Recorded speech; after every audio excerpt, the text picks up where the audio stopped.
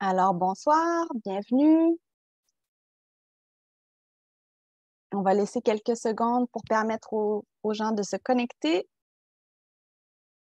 Nous avons plus de 400 personnes inscrites à la séance de ce soir.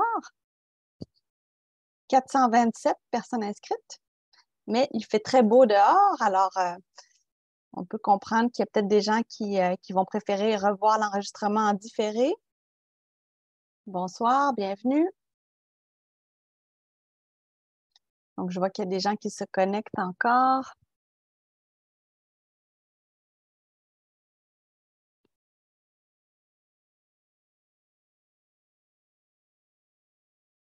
Alors, on est à 167 participants. Ça monte encore. Près de 170. Oui, 170. Alors, bonsoir. Bienvenue à cette séance d'information sur les chantiers dans les quartiers de Montcalm et Saint-Jean-Baptiste, donc notamment les travaux préparatoires du tramway. Alors, bienvenue. Je me présente, Marie Lagier, chef d'équipe aux consultations publiques. J'ai le plaisir d'animer la rencontre de ce soir. Et je suis accompagnée de mon collègue Daniel Leclerc, conseiller en consultation publique, qui va m'assister pour l'animation de la rencontre. Enchanté. Alors, bienvenue. Bonsoir. Alors, ce soir, on est là pour vous informer des travaux et les chantiers majeurs là, qui sont prévus dans votre quartier, entendre vos préoccupations et puis répondre à vos questions, notamment en lien avec les mesures d'atténuation. Je vous présente les personnes qui m'accompagnent. Alors, tout d'abord, Mme Mélissa Coulombe-Leduc, qui est conseillère du district du Cap-aux-Diamants et puis qui est membre du comité exécutif. Bonsoir. Bonsoir. Également, nous avons Maxime Belland, qui est chef de tronçon au bureau de projet du tramway, qui va présenter le contenu de ce soir. Bonsoir. Bonsoir. Également, Jean-François Martel-Castonguay, qui est chef d'équipe au niveau de la mobilité durable, plutôt la mobilité active. Excuse-moi, Jean-François, si je n'ai pas bien dit le titre, mais au service de la planification et de l'aménagement et de l'environnement. Bonsoir. Bonsoir à tous. Également, Martine Turgeon, qui est technicienne en planification des services au réseau de transport de la capitale. Bonsoir.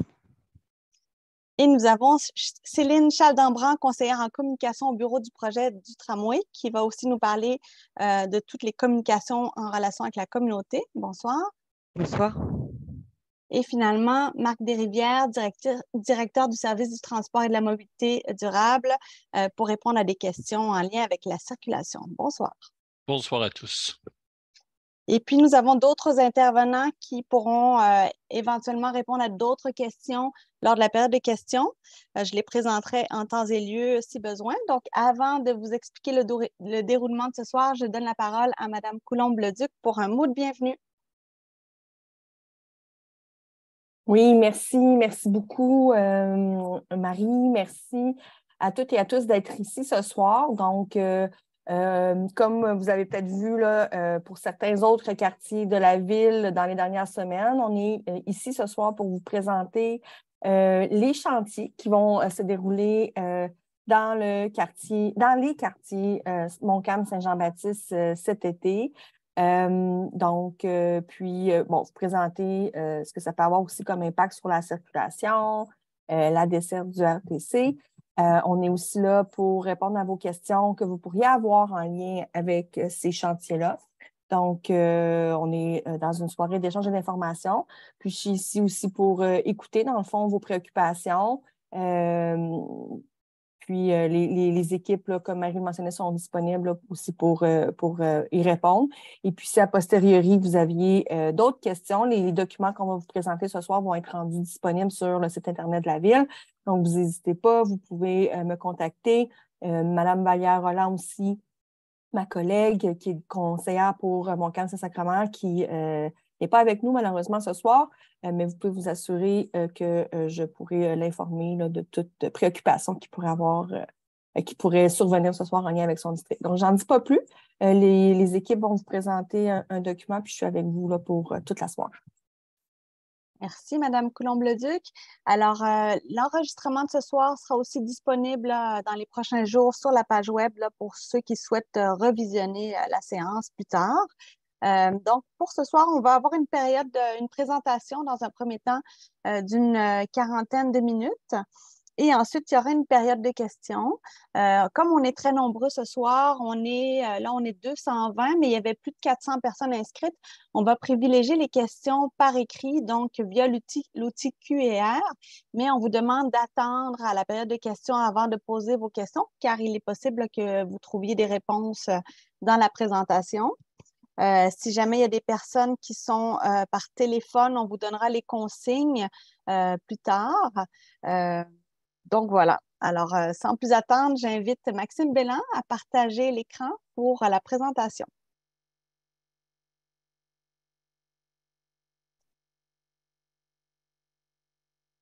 Parfait, le partage devrait fonctionner. Oui, ça fonctionne. Parfait, super. Donc, le contenu de la présentation de ce soir là, qui est divisé en 6 parties. Donc, tout d'abord, on va présenter les travaux qui sont à réaliser en 2023 dans les quartiers Montcalm, Saint-Jean-Baptiste. On vient faire le point sur la notion de foresterie urbaine là, dans le cadre des travaux préparatoires du tramway. Par la suite, on traite des mesures d'atténuation et de mobilité là, pendant la période de travaux. Puis, on vient faire le point par la suite sur le soutien aux activités commerciales, puis avec une conclusion et les prochaines étapes là, de communication. Donc, dans la première partie, on vient parler des travaux à réaliser en 2023 dans les quartiers Montcalm et Saint-Jean-Baptiste. On débute ici avec une vue d'ensemble des travaux qu'on vous présente ce soir. Donc, pour bien se localiser là, sur la portion gauche de la diapositive, là, on voit justement les différentes interventions qu'on vous présente ce soir en cours de présentation.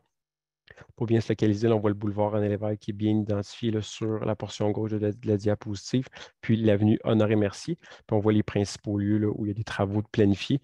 Donc, dans le secteur de la rue Crémazie, sur certaines rues perpendiculaires, dans le secteur Lockwell et la rue Saint-Joachim. Donc, les travaux qui sont présentés là, par des traits bleus sont des travaux préparatoires au tramway, des travaux sur les réseaux techniques urbains, donc réseaux principalement dans ce cas-ci de télécommunications et de gaz, d'énergie. Puis les travaux qui sont montrés en orange sont des travaux qui sont prévus là, par la ville, des travaux de réaménagement comme on va le voir. Donc, si on prend chacune des interventions sur lesquelles on revient de façon beaucoup plus détaillée là, en courant de présentation. Si on regarde tout d'abord au numéro 1, c'est des travaux qui sont prévus sur la rue Saint-Joachim, sur le réseau de gaz d'énergie qui vont se dérouler normalement à compter du mois de mai.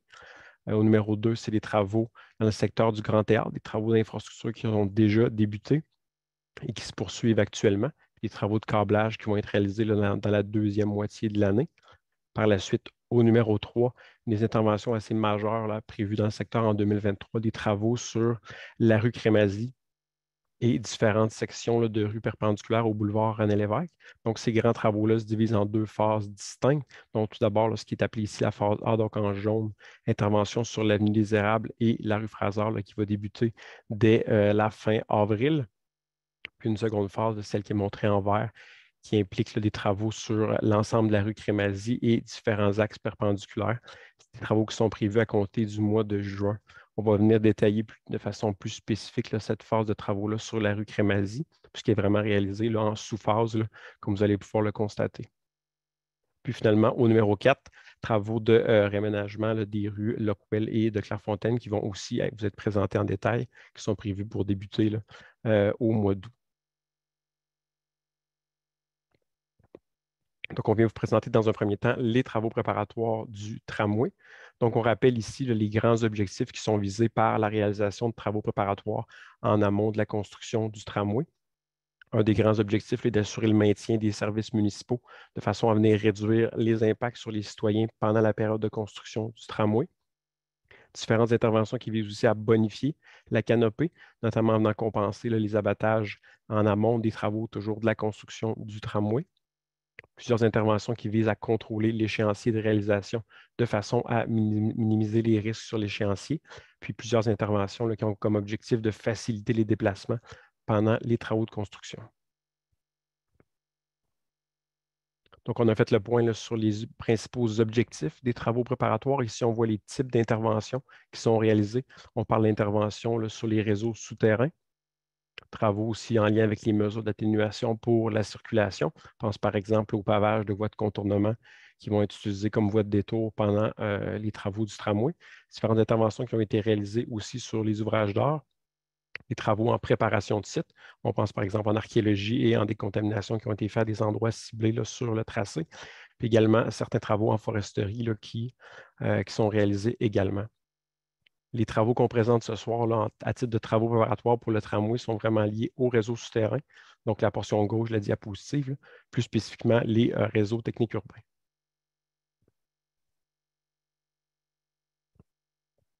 Donc, les deux premières interventions qu'on présente sont celles qui sont prévues sur la rue Saint-Joachim et dans le secteur du Grand Théâtre. Donc, pour bien se localiser là, sur la carte, là, on voit l'insertion du tramway en surface sur le boulevard René-Lévesque en jaune, donc dans le secteur de l'avenue Cartier, puis l'insertion du tracé du tunnel, là, donc l'insertion souterraine du tramway qui est montrée en orange, donc qui commence en fait devant le Grand Théâtre, qui passe par la suite là, sous le boulevard René-Lévesque, sous l'avenue Honoré-Mercier, pour aller rejoindre ensuite l'extrémité nord du tunnel qui est adjacente au jardin Jean-Paul Lallier. Donc, on voit les travaux qui sont bien identifiés là, dans le secteur de la rue Saint-Joachim. Donc, on voit là, que la rue Saint-Joachim, en fait, est tout juste adjacente là, à la station Diouville. La station Diouville, son bâtiment d'accès est prévu pour être implanté là, sur l'avenue Honoré-Mercier du côté ouest de l'avenue Honoré-Mercier, donc entre la rue Saint-Jean et la rue Saint-Joachim. Donc, l'intervention sur la rue Saint-Joachim, qui est une poursuite des travaux qui ont été commencés en 2022, là, vise à venir sécuriser l'échéancier de la construction vraiment de la station souterraine Diouville.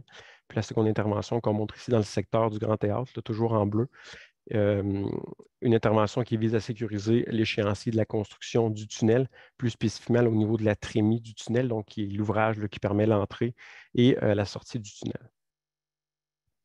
Donc, dans un premier temps, au niveau de la rue Saint-Joachim, donc, si on a une vue là, de la situation actuelle à partir de l'avenue Honoré-Mercier en regardant vers le sud, donc on voit l'édifice Place Québec, puis en regardant vers le boulevard René-Lévesque. Donc, on voit ici là, la position de la rue Saint-Joachim. Donc, comme je le disais à la diapositive précédente, le bâtiment d'accès à la station souterraine Diouville du tramway va être localisé sur l'avenue Honoré-Mercier, entre la rue Saint-Joachim et la rue Saint-Jean. C'est ce qu'on voit ici là, avec une vue projetée. Donc, on voit bien de quelle façon il va y avoir un accès qui va être implanté sur l'avenue Honoré-Mercier pour venir accéder à la station souterraine du tramway. Donc, comme je le disais, l'implantation qui est prévue entre Saint-Joachim et Saint-Jean. Puis, c'est à cet endroit-là qu'on retrouve actuellement là, un poste d'Énergir, donc qui est en conflit avec les infrastructures projetées de la station, puis qui nécessite là, des travaux préparatoires sur la rue Saint-Joachim. Donc, en 2022, il y a déjà certains travaux préparatoires qui ont été réalisés sur justement la rue Saint-Joachim en prévision des travaux de construction du tramway. Donc, on est venu construire, comme on peut le voir là, sur l'image à droite, un nouveau poste de détente là, du réseau d'Énergir. Donc, certains travaux qui ont été réalisés en 2022. Ces travaux-là doivent être poursuivis pour venir faire le raccordement avec le réseau existant, mettre en fonction le nouveau poste et venir abandonner l'ancien poste. Donc, des travaux qui sont prévus là, au courant de mai et juin 2023. Donc, on se déplace maintenant dans le secteur du Grand Théâtre, toujours avec des travaux qu'on va vous présenter de réseau technique urbain. Donc, si on a une vue là, de la situation actuelle dans le secteur du Grand Théâtre, donc le Grand Théâtre là, qui est bien identifié au centre de l'image, avec à gauche la rue de Clairefontaine, à droite l'avenue Turnbull et le boulevard René-Lévesque, c'est vraiment la situation comme on la connaît actuellement dans le secteur.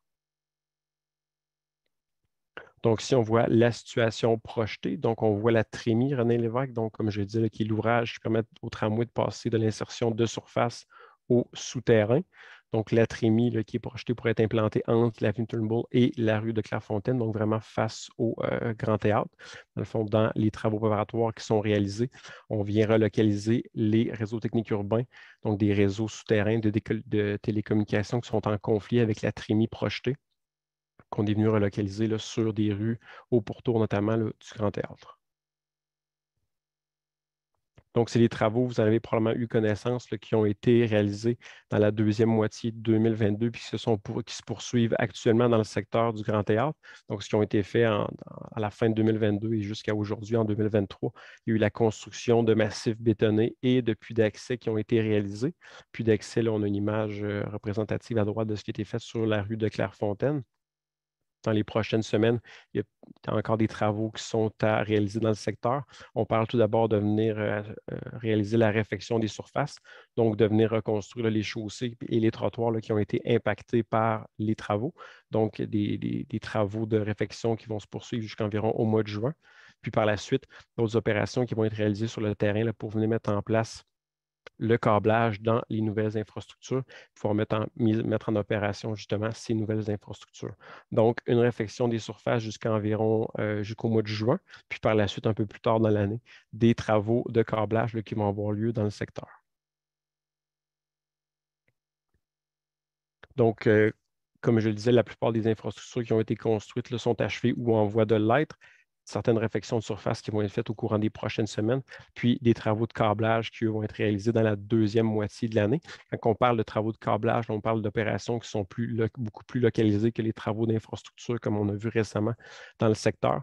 On a une image un peu à gauche qui montre de quelle façon les travaux de câblage viennent impacter. Donc, c'est principalement des entraves de circulation au niveau des puits d'accès qui sont soit nouveaux, soit existants, puis les opérations de câblage qui sont réalisées à partir de ces puits d'accès-là. Donc, des opérations beaucoup plus localisées. On se déplace maintenant dans un autre secteur de travaux préparatoires, donc une intervention qui est plus importante dans le secteur. Dans les mois à venir, on parle des travaux sur la rue Crémazie et sur plusieurs sections de rue perpendiculaires au boulevard René-Lévesque. Donc, ici, on a une vue d'ensemble des travaux dans le secteur. Donc, on montre sur la portion de droite un séquençage des travaux, le séquençage comme il est prévu en date d'aujourd'hui. Puis sur la portion de gauche, on vient représenter les différentes zones de travaux. Donc, toujours avec le tracé en jaune, c'est le tracé du tramway, donc le boulevard René-Lévesque qui est prévu en surface dans le secteur de l'avenue Cartier. On voit la rue Crémazie qui est bien identifiée, puis également plusieurs perpendiculaires qui vont faire l'objet de travaux, notamment l'avenue de Morez, l'avenue des Érables, l'avenue de Salaberry et l'avenue Turnbull. Donc, comme on l'a dit plus tôt dans la présentation de la grande séquence de travaux dans le secteur, les premiers travaux dans le secteur de la rue Crémazie qu'on voit à l'écran qui vont avoir lieu vont être localisés sur l'avenue des Érables, comme on peut le voir, là, représenté par les traits bleus, les lettres A et B, donc autant au nord qu'au sud du boulevard, des travaux qui devraient débuter dès la fin du mois d'avril, donc à assez court terme. Les travaux au nord du boulevard René-Lévesque vont être de plus courte durée sur l'avenue des Érables. Donc, on parle d'une période d'environ 2 mois. Les travaux du côté sud sur des Érables et Fraser vont s'étirer, eux, jusque pendant l'été. En parallèle de ça, il va y avoir des travaux qui vont être réalisés dans la zone qui est représentée en orange, donc sur principalement la rue Crémazie, mais également sur de Salaberry et sur l'avenue Turnbull. Donc, à ce moment-là, les travaux vont débuter environ dans la deuxième moitié de juin. Également, on note du côté sud du boulevard René-Lévesque une intervention sur l'avenue de Salaberry et sur la rue de Maisonneuve, donc représentée par le 3 en mauve. Donc, des travaux qui sont visés pour être réalisés vraiment pendant la période de l'été pour ne pas être en conflit avec la période scolaire. Donc, on est vraiment à proximité d'une école. Donc, le choix a été fait de vraiment réaliser ces travaux-là hors de la période scolaire. On voit aussi les grandes zones qui sont représentées en vert par le numéro 4, donc différents secteurs qui vont être réalisés à compter du mois de juin jusqu'à la fin de l'année, jusqu'au mois de décembre. Donc ici, sont représentés par des grands traits verts, mais il faut vraiment le voir comme des secteurs qui vont être séquencés en différentes étapes qui demeurent à être définies dans le détail. Mais vraiment, il faut le voir comme plusieurs interventions qui vont être réalisées en séquence. Puis finalement, au numéro 5, les travaux dans le secteur entre l'avenue de Bourg-Lamarque et l'avenue Cartier, donc sur la rue Crémazie, qui, eux, vont être réalisés plus vers l'automne, donc à partir du mois de septembre, et ce, jusqu'à la fin de l'année. Donc, des travaux tout de même imposants sur la rue Crémazie, mais vraiment, on voit qu'il y a tout un phasage, un séquençage qui est mis en place pour venir limiter les impacts, notamment sur les résidents et les commerçants du secteur. Donc, les travaux qui vont être réalisés dans le secteur, similaires un peu aux infrastructures qui ont été réalisées dans le secteur du Grand Théâtre jusqu'à tout récemment, on vient construire des massifs bétonnés et des puits d'accès de réseaux techniques urbains. Donc, vraiment comme on le voit sur les images. Donc, puits d'accès qu'on voit sur la portion gauche de la diapositive. Donc, un exemple ici qui vient encore là des travaux qui ont été réalisés sur la rue de Clairefontaine. Par la suite, là, sur les portions linéaires, c'est les massifs qui sont construits, donc l'excavation et de l'installation de conduits. Puis les conduits sont ensuite bétonnés pour venir faire des massifs, là, comme on le voit sur la portion droite de la diapositive. Donc, je laisse la parole à Jean-François qui va venir vous présenter les travaux dans le secteur des rues Lockwell et de Clairefontaine. Oui, bonjour à tous. Maxime, je suppose que tu vas être mon doigt pour l'année prochaine. Génial. Alors, pour les gens du secteur, c'est rien de nouveau, là. On est venu vous consulter, vous écouter à maintes reprises dans la dernière année là, pour ces projets-là. Là. On avait notamment eu un questionnaire en ligne il y a environ un an. On avait une consultation en ligne printemps-été 2022. Puis on a eu une soirée d'information un petit peu avant Noël 2022. Donc, pour ceux qui étaient au rendez-vous, à chaque fois, vous n'apprendrez rien de nouveau aujourd'hui, mais c'est un rappel peut-être pour les autres citoyens du secteur. Donc, les objectifs des projets que je vous présente, dans le fond, c'est améliorer les déplacements pour l'ensemble des usagers, autant au niveau du confort que de la sécurité, bonifier le verdissement et maintenir des places de stationnement pour les résidents du secteur. Tu peux changer. Génial. Donc, ce que vous voyez, c'est un plan du réaménagement de la rue Lockwell. Donc, on maintient le sens unique en direction ouest, comme c'est le cas actuellement. Dans la direction des véhicules, il y aura une chaussée désignée pour les cyclistes qui va être ajoutée. Il y a un maintien d'une bonne partie des stationnements, là, une cinquantaine de stationnements de part et d'autre de la chaussée qui vont être maintenus suite au réaménagement. On a aussi l'ajout d'une bande cyclable à contresens avec des zones tampons de part et d'autre du lien cyclable pour vraiment venir offrir un bon niveau de sécurité pour l'ensemble des cyclistes. Puis on a aussi une bonne plantation qui va être faite à certains endroits clés, là, surtout aux intersections. Je pense qu'il y en a une autre diapo pour cibler. Donc, on est venu faire des gonflements aux intersections. Donc, autant à l'intersection avec Turnbull qu'avec Clairefontaine. On a aussi ajouté un certain nombre de gonflements en tronçons. Ces gonflements-là sont localisés spécifiquement aux endroits où est-ce qu'il y a des sorties de stationnement.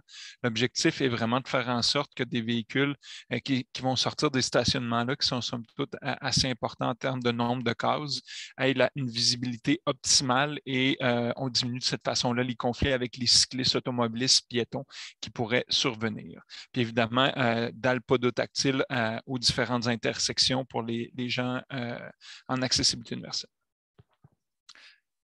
Clairefontaine, cette fois-ci, donc Clairefontaine maintient des 2 sens de circulation sur Clairefontaine, maintient de 12 cases de stationnement du côté ouest, c'est la quasi-totalité, maintient aussi d'un trottoir libre de tout obstacle de part et d'autre, puis on vient faire plantation surtout du côté est d'arbres et possibilité de microverdissement en façade. Ça, on est toujours en train de l'évaluer avec notre consultant. On est dans les dernières phases de plans et devis. Donc, qu'est-ce qui est ajouté? Gonflement, comme je le disais, à l'intersection avec la rue Lockwell. Encore là, on a ajouté un gonflement pour vraiment venir diminuer au maximum la largeur de la traversée piétonne puis avoir la meilleure visibilité possible entre les usagers. On vient aussi faire l'ajout d'un gonflement devant la rue, devant le stationnement qui arrive directement de la rue Burton pour encore là avoir un maximum de visibilité pour l'ensemble des usagers et toujours ajout d'alpodotactile à l'ensemble des intersections. Peut-être petit rappel, on avait aussi consulté dans le cadre de ces projets-là pour la rue Saint-Gabriel et des Ouaves. Ça ne vous est pas présenté ce soir parce que c'est des projets, comme on vous l'avait dit, qui vont être réalisés en 2024. On est vraiment ici ce soir pour vous présenter les projets qui vont être réalisés cet été en 2023.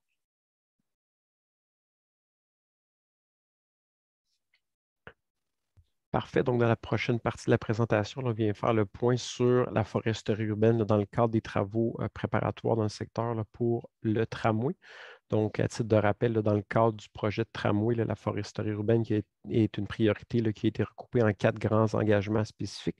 Tout d'abord, de venir protéger les arbres existants en appliquant notamment là, des nouvelles pratiques et des exigences strictes en termes de protection des arbres.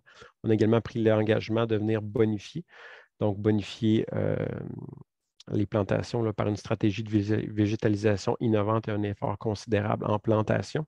On vient rappeler ici l'engagement là, qui a été pris de planter 20 arbres dans les quartiers là, à proximité du tracé du tramway pour chaque arbre abattu, donc un ratio là, de compensation de 20 pour 1. On a également pris l'engagement d'assumer une prise en charge, un entretien rigoureux des arbres là, par les experts et également de prendre une approche personnalisée là, avec les propriétaires d'arbres privés. Donc, de façon beaucoup plus spécifique aux travaux préparatoires au tramway là, qui s'en viennent dans les secteurs Montcalm, Saint-Jean-Baptiste, qu'on vous présente ce soir en 2023. Dans les environs là, des chantiers, vraiment dans le périmètre immédiat des chantiers, il y a 204 arbres qui ont été recensés. Puis dans le cadre des travaux, on est en mesure d'assurer la protection et la transplantation de 202 de ces arbres-là, donc 99 des arbres qui sont soit protégés, soit transplantés. Donc vraiment directement en lien avec notre engagement de venir protéger les arbres existants. Donc ça se traduit par des abattages de seulement 2 arbres. Puis on vient également vous informer que dans les secteurs, donc, on vient planter dans les quartiers, en fait, là, on vient planter en 2023 98 arbres. Donc, vraiment une approche qui a été prise dans ces interventions-là de venir protéger un maximum d'arbres, comme le montre bien le taux de protection de transplantation là, qui est très élevé. On rappelle également qu'il y a des analyses qui sont réalisées en continu là, pour venir déterminer les meilleurs sites de plantation pour venir rencontrer le ratio de compensation qui, comme je le disais à la diapositive précédente, là, est de 20 pour 1. Donc, on vient faire le point rapidement sur les mesures d'atténuation qui sont mises en place là, dans le cadre des travaux. Donc, de façon plus générale ici, en ce qui concerne le bruit, on exige l'utilisation d'alarmes à large bande là, sur tous les véhicules lourds, donc pour venir réduire les impacts là, des manœuvres de recul au niveau du bruit. On vient également imposer l'installation d'amortisseurs pour éviter le claquage là, des panneaux de benne de camions. On vient également exiger, lorsque c'est requis, là, la mise en place de caissons ou d'enceintes pour les équipements fixes.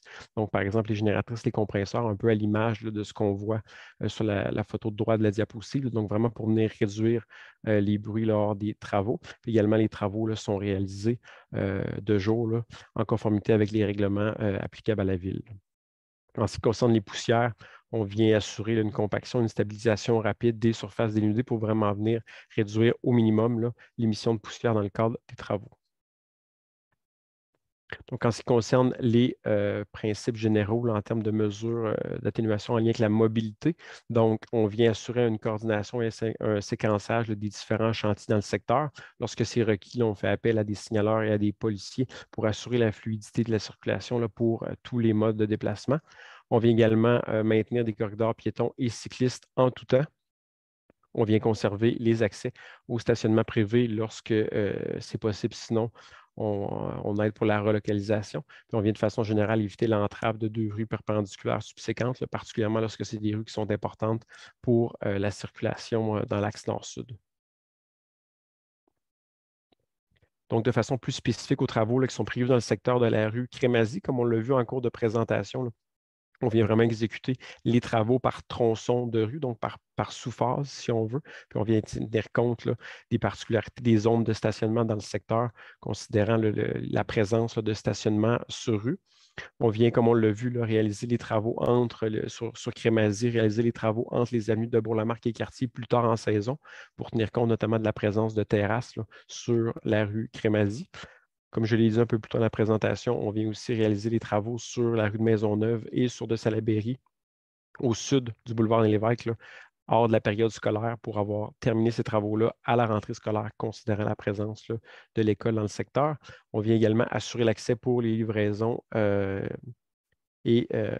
l'accès pour les livraisons au commerce qui sont maintenus, puis finalement les stationnements hors rue, qui sont relocalisés au besoin. Donc, en ce qui concerne les travaux là, qui ont été présentés dans les rues Lockwell et de Clairefontaine, donc c'est des travaux qui sont en cours de planification. Ce qui est prévu pour l'instant, c'est de maintenir un corridor piéton sur chacune de ces deux rues-là pendant la période de construction. On vise à maintenir également le plus longtemps possible l'accès au stationnement qui se trouve notamment là, face au 370 rue Lockwell, l'accès au stationnement du centre d'hébergement du Faubourg et au 920, le rue de Clairefontaine, qui sont des endroits là, où il y a un nombre quand même imposant de cases de stationnement. Donc, on vise vraiment à venir maintenir le plus longtemps possible ces accès et les stationnements sur rue là, vont être relocalisés de façon temporaire.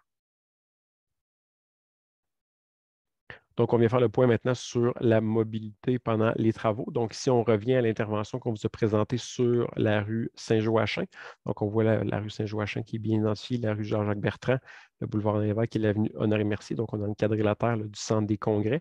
Donc, des travaux que je le rappelle là, vont être de mai à juin 2023. Puis les zones de chantier là, sont représentées en orangé.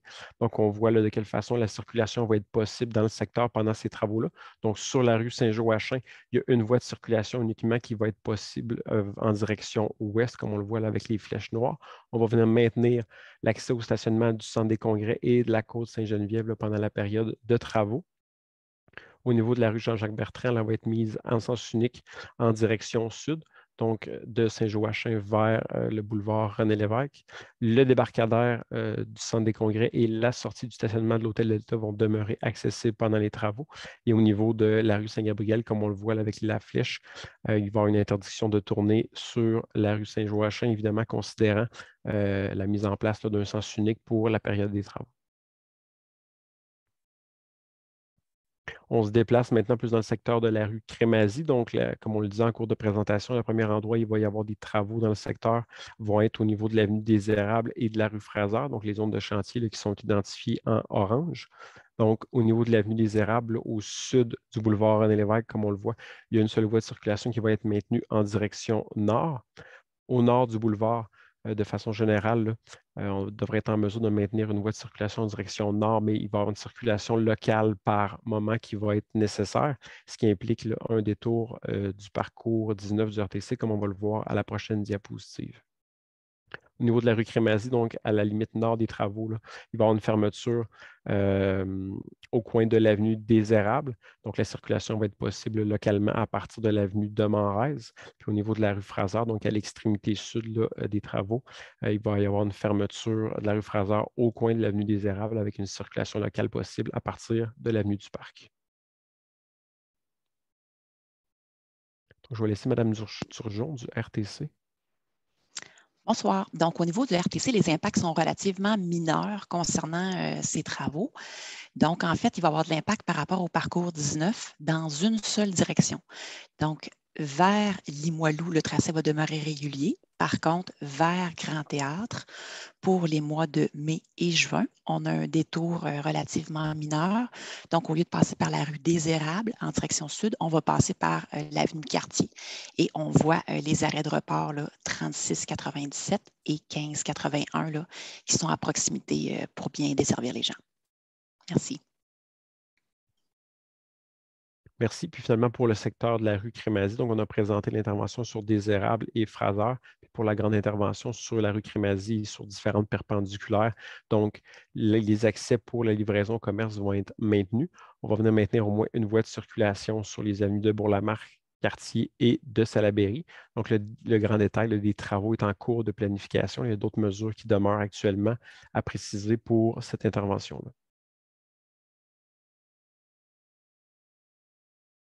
Je laisse la parole à Céline. Merci. Alors, on va passer au soutien aux activités commerciales. Alors, il y a deux programmes qui sont proposés par la ville pour soutenir les activités commerciales. D'abord, un programme de compensation qui s'adresse évidemment aux entreprises qui sont situées dans les secteurs touchés par des travaux d'infrastructure majeurs. On parle de montants qui peuvent aller jusqu'à 30 000 $ et pour lequel le premier versement de 5 000 $ ne requiert pas de justificatif. Ce programme-là permet de compenser une perte de bénéfices bruts qui est supérieure à 5%. Et Céline, oui. Céline, excuse-moi, peux-tu juste te déplacer un petit peu ton micro parce qu'on entend des bruits de... Mieux? Oui, parfait, c'est parfait. On continue. Et donc, on parle pour ce programme d'une période de couverture qui va du 30 janvier donc 2023 au 1er décembre prochain. Il y a pas Un sur peu votre- plus loin, Céline, s'il te plaît, ou Plus loin, moins cette fois-ci. vis-à-vis ta bouche. Bon, Désolé. est-ce que là, c'est mieux? Oui. Ça marche bien, là? OK. Oui. Donc, sur cette diapositive, vous pouvez voir donc le périmètre de couverture du programme. Donc, vous voyez en vert la ligne qui délimite la zone de couverture. Ce que vous voyez en orange, ce sont les zones de travaux. Donc, finalement, c'est à partir des zones de travaux jusqu'à la prochaine intersection qu'on identifie la zone de couverture. Les commerces qui sont admissibles à ce programme-là, évidemment, la liste n'est pas exhaustive. Ces informations-là, si vous voulez davantage de détails, sont disponibles sur le site web de la ville. Mais parmi les commerces admissibles, nous pouvons penser aux commerces de détail, aux compagnies d'art, d'interprétation, aux services de soins personnels et aux services de restauration et débit de boissons. Également un deuxième programme, le programme de subvention pour les projets d'animation, de promotion et de développement des artères commerciales. Cette fois encore, on parle d'un montant maximal de 30% ou encore à hauteur de 80% du coût total du projet. C'est un projet qui doit être déposé par un regroupement de gens d'affaires et qui peut être utilisé en période de travaux ou après pour stimuler l'achalandage dans les commerces. Finalement, les moyens de communication pour rester en contact. Donc, la ville a développé de multiples canaux de communication pour s'assurer que l'information soit disponible pour tous en tout temps. Donc, effectivement, on vient à plusieurs reprises à votre rencontre. C'est ce qu'on fait notamment ce soir avec cette séance d'information. On organise également des rencontres de proximité avec les conseils de quartier, notamment, également avec des acteurs du milieu économique où ça peut arriver avec certains citoyens pour des problématiques particulières. L'information à portée de main, c'est vraiment l'information qui vient jusqu'à vous, jusqu'à votre porte. On parle des distributions en porte-à-porte, des avis, on parle de l'infolettre, et également du site web, des réseaux sociaux, et puis encore de la ligne 311, donc du service à la clientèle que vous pouvez rejoindre en composant le 311 sur votre téléphone. Les agents sur le terrain avec la brigade mobile des agents info chantier, et puis finalement sur le site, sur les chantiers de l'affichage. Alors, dans l'information à portée de main, on vient notamment donner de l'information pour suivre l'avancement des travaux. Donc, vous trouverez ces informations-là sur la page des grands chantiers, sur le site web de la ville. Vous y trouverez des détails donc, sur les travaux. Vous pourrez vous abonner aux infolettres, aux communiqués. Vous trouverez toutes les informations sur les entraves à la circulation. Pour ce qui est du service à la clientèle, on le mentionnait tout à l'heure, les agents d'info chantier, des brigades mobiles, donc ce sont vraiment les premiers répondants sur les chantiers. Ils vous permettent de faire un suivi personnalisé, que ce soit avec les commerces pour tout ce qui est lié aux opérations, les livraisons, l'accès aux débarcadères, la signalisation, mais avec les citoyens aussi, notamment pour assurer l'accès lors de déménagements, pour assurer l'accessibilité et la sécurisation des passages piétonniers, pour faire la gestion du stationnement dans la rue ou hors rue, la gestion également des collectes des matières résiduelles. Et puis finalement, ce sont eux qui se chargent de la distribution des avis dans le cas, par exemple, de coupures d'eau, de travaux de nuit, de modifications à la circulation. Finalement, ce sont à eux aussi, vers eux, que vous pouvez vous tourner pour déposer des signalements ou des plaintes. Alors, si je ne m'abuse, je crois que c'est ce qui mettrait fin à la présentation. Vous pouvez suivre également toutes les informations du tramway sur Facebook, et également sur le site web tramwaydequebec.info, et puis toujours, comme je disais, sur le 311 ou encore vous abonner à l'infolettre. C'est ce qui fait le tour pour aujourd'hui.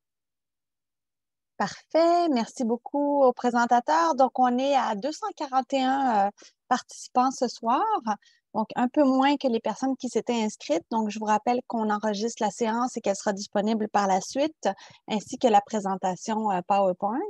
On va verser tout ça sur la page web. Alors, pour la période des questions, je vois qu'il y a déjà des gens qui ont commencé à taper leurs questions dans l'outil Q&R. Donc, c'est vraiment le mode privilégié, étant donné qu'on est très nombreux ce soir. On préfère recevoir les questions par écrit. Si toutefois, il y a des gens qui n'ont pas la capacité de taper leurs questions, par exemple, s'ils sont par téléphone, à ce moment-là, exceptionnellement, on peut vous permettre d'ouvrir votre micro. À ce moment-là, vous pourrez lever la main. Si c'est par téléphone, vous faites le étoile 9 pour lever la main et ensuite étoile 6 pour le micro. Comme c'est enregistré, à ce moment-là, vous acceptez que votre voix soit captée et diffusée après ça sur le site Internet, évidemment, puisqu'on va verser l'enregistrement. Donc, mais je pense que les gens là, qui nous écrivent sont à l'aise d'écrire leurs questions par écrit. Donc, c'est parfait. Si jamais il y a des questions auxquelles on n'a pas la réponse ce soir, on fera le suivi dans les prochains jours pour vous répondre. Et puis, donc voilà pour les consignes. Donc, je vais commencer par donner la parole à mon collègue Daniel pour commencer à lire les questions. Il y a des questions qui vont être répondues par écrit également. Donc, une fois qu'on y répond, vous allez pouvoir voir s'afficher sur votre écran là, les réponses qu'on a données. Alors, à toi la parole, Daniel. Très bien. Alors, on va commencer avec des questions effectivement sur les travaux. Premièrement, j'aurais deux questions de Claude Racine. Je vais commencer par une première. Il voulait savoir quand seraient les périodes des travaux, autrement dit, de jour et les heures de début et de fin. Donc, quel jour de semaine, quelles heures de début, quelles heures de fin? Est-ce que c'est une information qu'on a déjà en ce moment? Oui, je laisserai Charles Deneau répondre à la question. Alors, Oui. Charles Deneau-Bissonnette du service de l'ingénierie. Bonsoir. Bonsoir à tous. Oui, dans le fond, c'est des heures de travaux réguliers au niveau des entrepreneurs qui vont être choisis pour faire des travaux. On parle de 7 heures le matin jusqu'à 17 heures comme plage horaire, et ce, du lundi au vendredi. Par contre, ce n'est pas exclusif. Dépendamment de s'il y a des situations particulières, ça se peut que soit les heures soient au besoin allongées ou que peut-être des journées de fin de semaine puissent être utilisées. Ça reste possible, mais ce n'est pas dans le plan de base au point de vue d'exécution.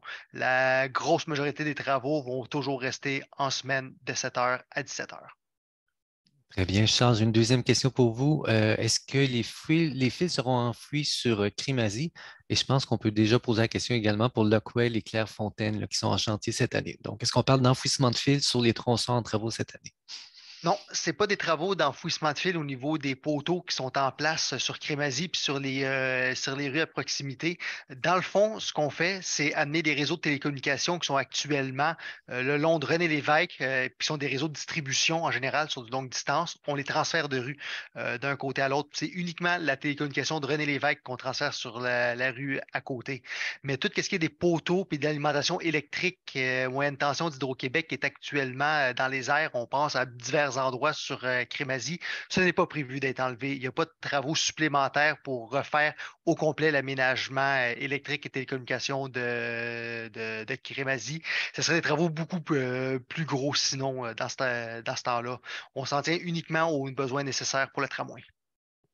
Très bien. Et j'ai une question de Guillaume, à vrai dire, plusieurs questions de Guillaume. J'en fais la lecture.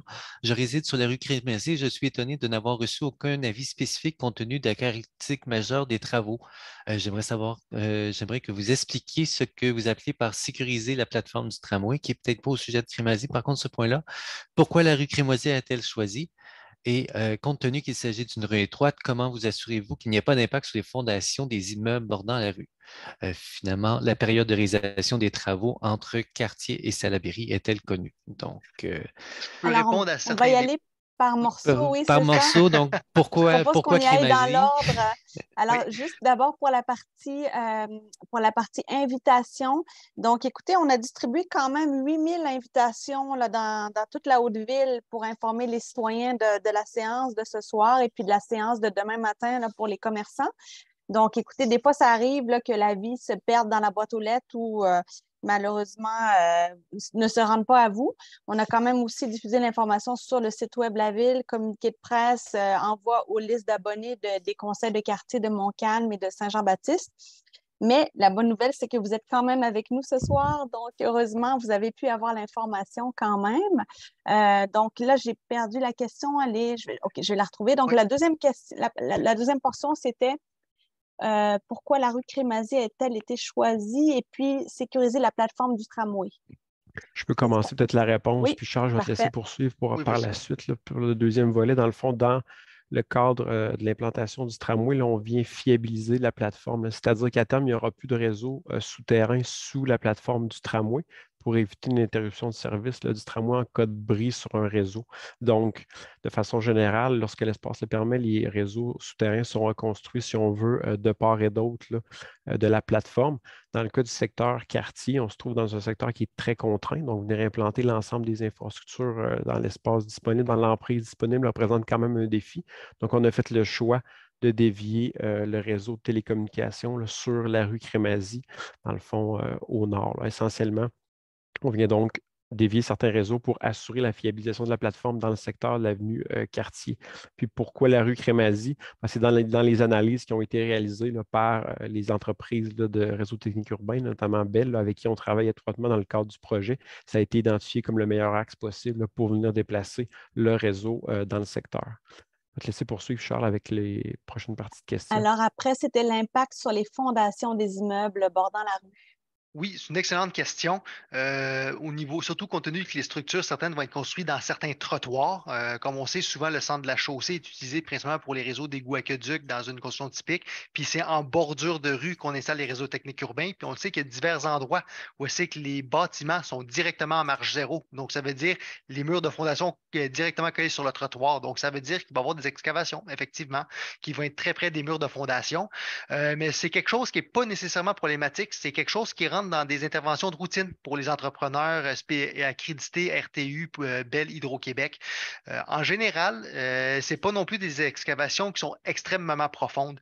En général, les massifs sont à une profondeur de couvert d'à peu près 1 mètre. Donc, ça veut dire qu'on ne dégage pas les footings de bâtiments, puis on ne se rend même pas non plus à excaver les entrées de service, que ce soit l'aqueduc ou l'égout, lorsqu'on passe en travers perpendiculairement. Mais c'est certain que les entrepreneurs sont au courant puis ils ont le devoir de maintenir la sécurité des structures de bâtiments. Souvent, ils procèdent avec des puits exploratoires ou, dans certains cas, ce que c'est nécessaire, des visites à l'intérieur des bâtiments, coordonnées avec le propriétaire. C'est du cas par cas, dépendamment du bâtiment qui est croisé puis du type de fondation qui est croisé. Mais il y a une attention particulière qui est prise au niveau des fondations. Heureusement, c'est quelque chose qui est déjà encadré actuellement. Puis la dernière question, c'était pour la période de réalisation des travaux entre Cartier et Salaberry. Non, ce n'est pas encore connu, mais ce qu'on sait, c'est que ça peut être au plus tôt au mois de juin et ça jusqu'au mois de décembre. Par contre, c'est certain que ce ne sera pas 6 mois de travaux, ça va être une période de quelques semaines seulement. Donc, il va juste rester à déterminer, ça va être pendant quelle plage horaire au courant de l'année. Parfait. Merci, Daniel. Je te laisse poursuivre. Oui, bien, on avait une petite question technique de Claire Boucher. Qu'est-ce qu'un poste de détente gazier? Je crois qu'on fait référence à celui qui était près de Saint-Joachim. Oui, je peux répondre aussi. Oui. Il faut comprendre que le réseau de gaz, c'est en fait 2 réseaux en quelque sorte parallèles. Il y a le réseau qu'on appelle basse tension qui sert à la distribution. Ça, c'est les conduites d'alimentation qui rentrent directement dans les bâtiments. Puis les conduites haute pression, qui sont toutes les plus grosses conduites en acier qui servent à toute la distribution du réseau à la grandeur de la ville.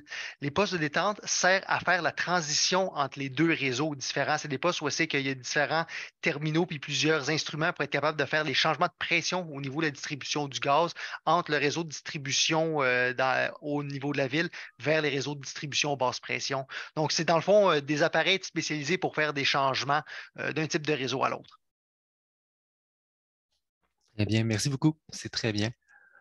Est-ce que je peux poursuivre? On a plusieurs questions de différents citoyens concernant diverses interventions sur René Lévesque. On a par exemple Marie-Ève Giguère qui demande quand auront lieu les travaux à la hauteur du collège Saint-Charles-Garnier et compagnie. Donc, est-ce qu'on peut avoir des détails au sujet des interventions sur René Lévesque à proprement parler, vu qu'il n'y en a pas eu des questions ce soir?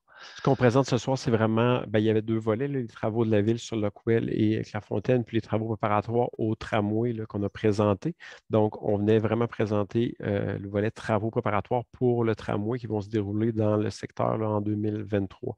Les travaux qui vont être réalisés sur le boulevard René Lévesque, là, quand on pense ce qui a été mentionné dans la section du Collège Saint-Charles-Garnier, vont être réalisés par le partenaire privé infrastructure, donc le grand consortium qui va être retenu là, pour venir réaliser les travaux d'infrastructure du tramway.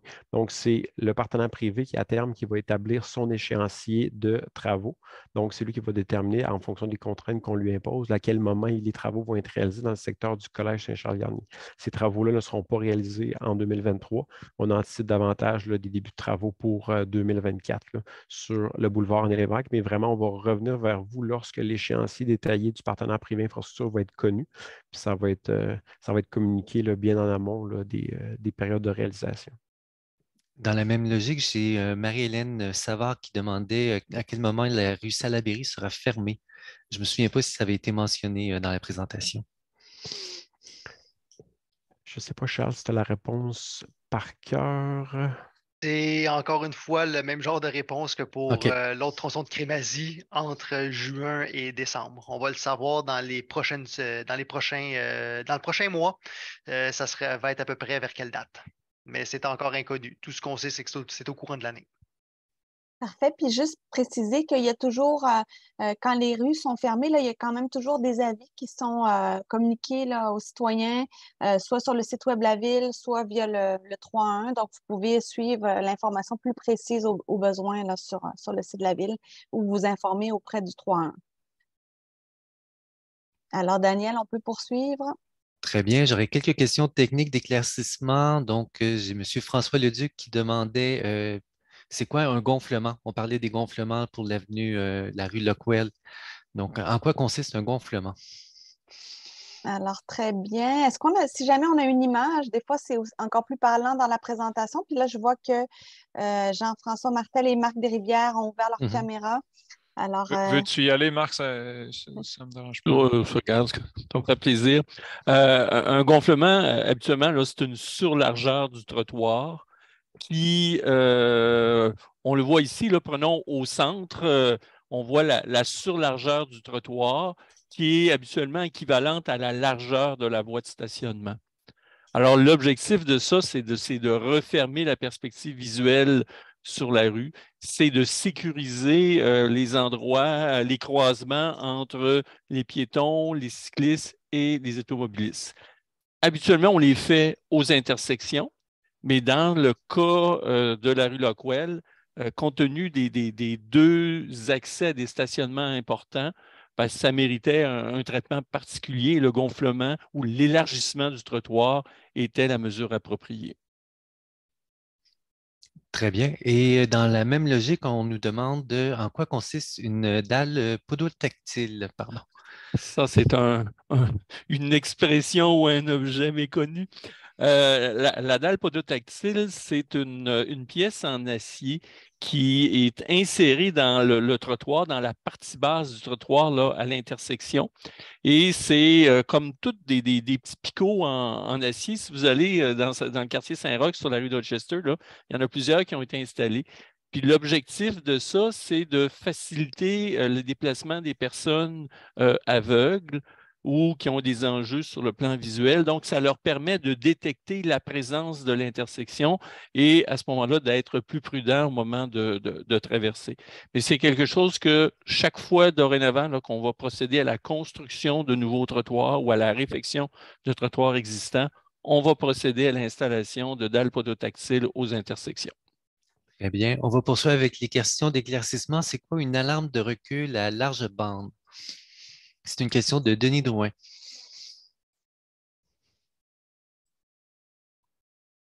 Charles? alors, est-ce que c'est Maxime ou c'est Charles qui répond? Les alarmes de recul. On n'a pas de son à vous faire entendre, malheureusement. Non, mais c'est ça. on va essayer de décrire. Oui, mais en général, tout le monde connaît les bonnes vieilles alarmes habituelles qui ont pip, pip, qui sont vraiment bruyantes et qu'on entend à la ronde. Là, et on sait qu'on passe à côté d'un camion qui a une alarme régulière comme ça perce les oreilles. L'alarme à large bande, c'est différent. On peut l'entendre des fois, c'est comme une espèce de bruit de vent, comme si c'était vraiment qu'il fait un psh dans la direction du recul. Puis, qu'est-ce que ça fait qui est différent avec ce type d'alarme de recul-là? C'est que c'est vraiment le son concentré dans la direction qui est choisie et ça a une plus faible portance. Donc, ça veut dire qu'on ne l'entend pas à la ronde, à trop grande distance inutilement. C'est beaucoup moins agressant pour les oreilles. Puis c'est vraiment dirigé dans la direction qui est vraiment choisie pour essayer d'avoir l'avertissement de recul. Donc, ça fait que pour la qualité sonore globale dans le secteur, c'est beaucoup mieux. C'est une grosse amélioration. Donc, c'est ça qu'on entend parler d'une alarme à large bande. Vous pouvez l'entendre. Il y a souvent des camions maintenant qui utilisent dans la région de Québec. On l'a entendu souvent avec les déneigeuses cet hiver. C'est qu'il y avait beaucoup de déneigeurs privés qui ont des reculs à large bande. Puis on entendait l'espèce de bruit qui faisait un psh. Eh bien, c'est ça. C'est ça, une alarme à large bande. Parfait, merci. Donc, tu es enregistré, Charles. Hein? Ça va être diffusé sur le site Internet là, pour l'exemple sonore. C'est super. Merci. On continue, Daniel. Très bien. On a quelques questions concernant le stationnement. Donc, je vais lire le message de Gisèle Damcourt. Travaux visant en même temps que se présenter la piste cyclable. Sachant que le tramway fera disparaître des cases de stationnement et qu'il y a déjà une piste cyclable Supermarket sur de bons tronçons. Blablabla. Je pense qu'on parle davantage de chemin Sainte-Foy dans ce cas-ci, mais je crois que la question pourrait s'appliquer également pour le tracé Lockwell. Donc, et également Marc Thériault, là, plusieurs personnes se stationnent dans la rue. Qu'est-ce qui est prévu pour compenser ces espaces temporairement perdus? Alors, plusieurs cas de figure. Pensons au chantier sur Lockwell, sur Crémazie, voire dans une section également là, de Clairefontaine. Ben, au moment où les espaces de stationnement devront être retirés, on va offrir des alternatives aux résidents. Parmi les alternatives, on aura probablement là, le retrait de certaines bornes de stationnement payantes et ces espaces-là vont être réservés aux détenteurs de permis. Mais compte tenu du nombre, il est fort probable également qu'on ait des ententes avec le propriétaire du 150 René Lévesque, de façon à pouvoir avoir accès à des espaces de stationnement dans le stationnement souterrain et possiblement également au 200 chemin Sainte-Foy pour les travaux là, qui vont se faire, je dirais, dans le secteur de l'avenue des Érables. Alors, on travaille habituellement de cette façon-là. Est-ce qu'il y a une alternative sur la rue? Si oui, on la met en place. Si ce n'est pas suffisant, on trouve une alternative hors rue et tout ça, c'est sans frais pour le citoyen. Maintenant, quant au chemin Sainte-Foy, essentiellement, je vous rappelle que oui, l'aménagement de la voie cyclable amène le retrait de quelques espaces de stationnement dans la partie plus résidentielle, là, disons à l'ouest à l'est, de la rue des Braves. Mais ce sont des espaces qui sont très, très peu utilisés compte tenu du fait que le stationnement est interdit entre 7 h et 9 h le matin parce que cette voie-là était transformée en voie de circulation. Alors, et le taux d'occupation de ces espaces-là était très, très faible. Ils étaient inférieurs à 10 %. Donc, dans un contexte comme celui-là, on ne s'attend pas à ce que les espaces de stationnement perdus ou la perte d'espace de stationnement sur le chemin Sainte-Foy ait des impacts significatifs là, pour le reste du quartier. Et on ne prévoit pas, dans ce cas-là spécifiquement, des mesures d'accompagnement avec le retrait des cases. Parfait. Puis je tiens à dire qu'on a 2 séances la semaine prochaine, là, 2 séances d'information publique là, concernant le nouveau lien cyclable là, du chemin Sainte-Foy. Donc, s'il y a des gens qui s'intéressent à ce sujet, vous pouvez vous inscrire et y assister là, mardi prochain pour les commerçants et jeudi soir, le 20 avril, pour les citoyens en soirée. Merci. Donc, on peut poursuivre, Daniel.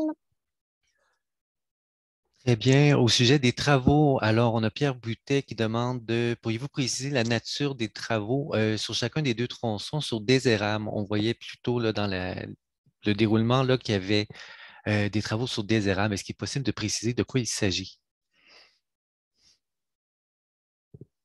Alors, est-ce que c'est Maxime qui répond ou c'est Charles, Charles? tu peux y aller. Oui, je peux répondre.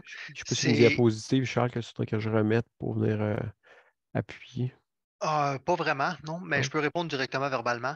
C'est des travaux de réseau technique urbain, encore une fois. C'est des reconstructions de réseaux de télécommunications qui vont servir pour faire les traverses des réseaux du sud de René-Lévesque vers le nord de René-Lévesque. En gros, c'est 3 puits d'accès qui vont être reconstruits avec plusieurs nouveaux conduits qui vont relier ces divers puits d'accès-là. C'est un lien qui va servir entre la jonction entre les réseaux existants et les nouveaux réseaux. Donc, ça fait partie des travaux qui vont être faits sur Crémazie. Dans le fond, c'est des travaux qu'on a lancés d'avance puisqu'ils étaient déjà prêts.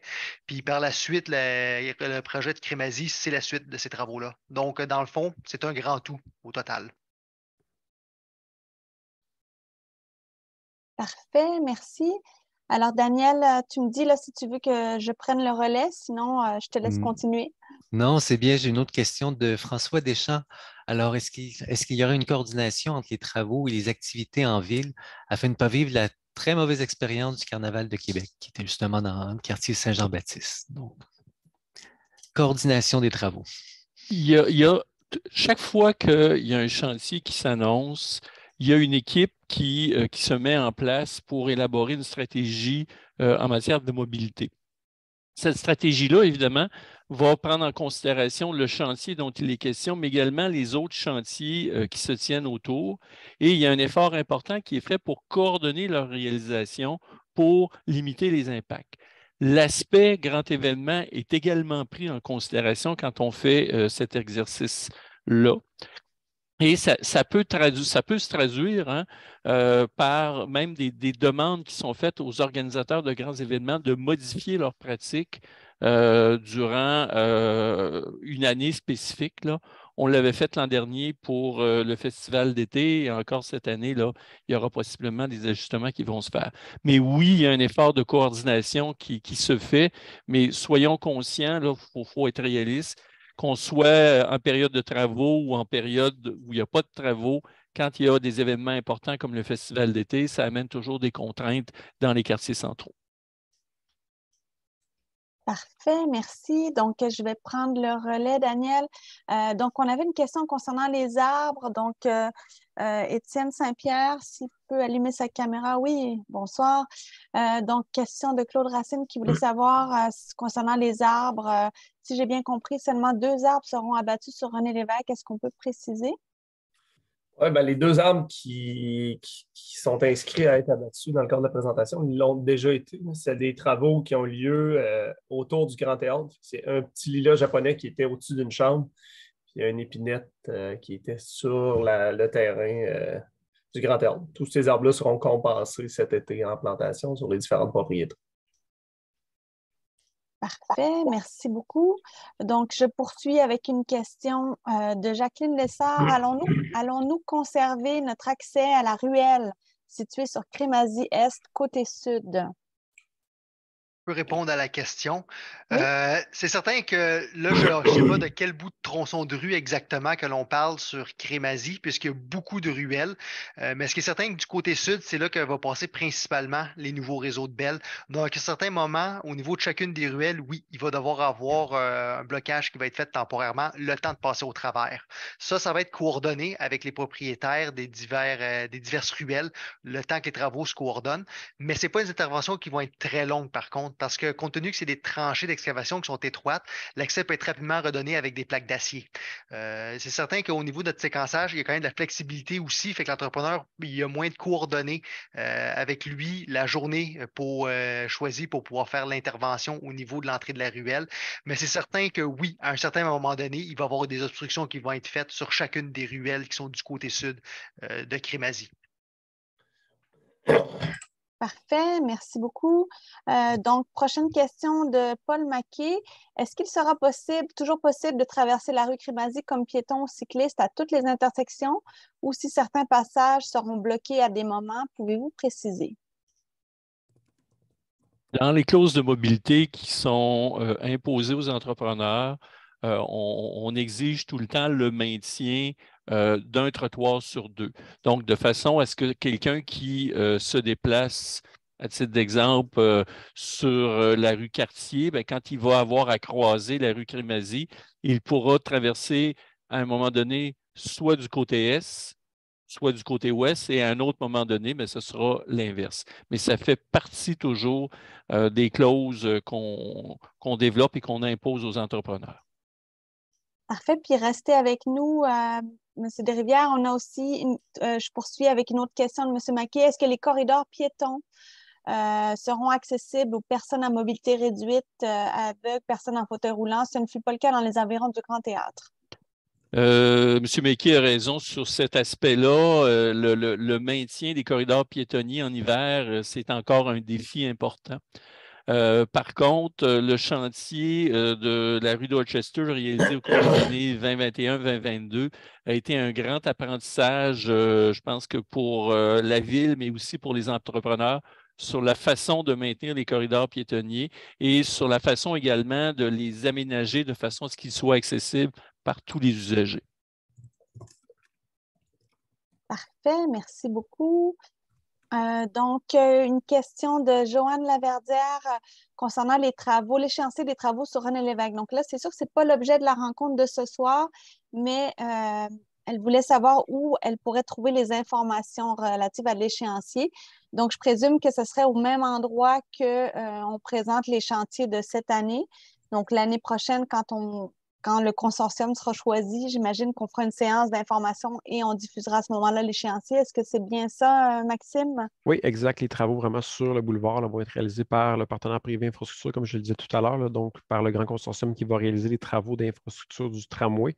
Donc, c'est lui qui va venir déterminer l'échéancier détaillé de ces travaux. Puis à ce moment-là, ces informations-là vont être communiquées là, très en amont, là, bien avant que les travaux débutent, pour s'assurer que là, tous les citoyens commerçants soient informés des travaux à venir.